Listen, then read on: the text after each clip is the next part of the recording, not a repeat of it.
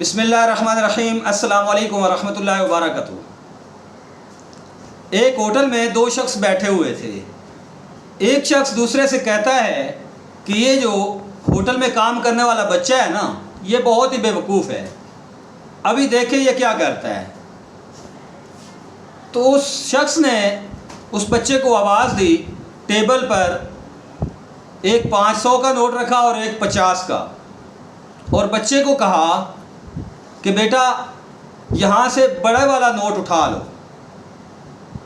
تو اس بچے نے 50 والا نوٹ اٹھایا اور وہاں سے چلا گیا۔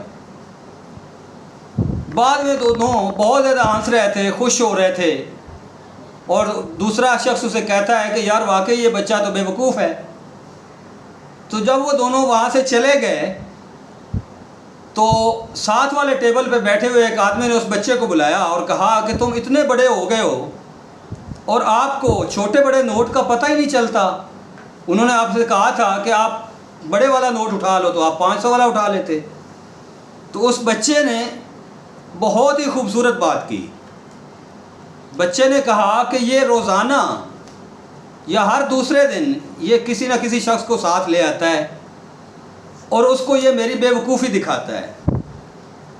میں جب 50 والا نوٹ اٹھا لیتا ہوں تو بعد میں یہ انجوائے کرتے ہیں، ہنستے ہیں، اور مجھے 50 روپے مل جاتے ہیں۔ آپ کو پتہ ہے جب میں نے 500 کا نوٹ اٹھا لیا نا، اس دن یہ کھیل ختم ہو جائے گا، میری آمدنی وہی بند ہو جائے گی، اور نہ ہی اس کے بعد یہ شخص میرے پاس آئے گا اور نہ ہی کہے گا کہ آپ بڑے والا نوٹ اٹھا لو۔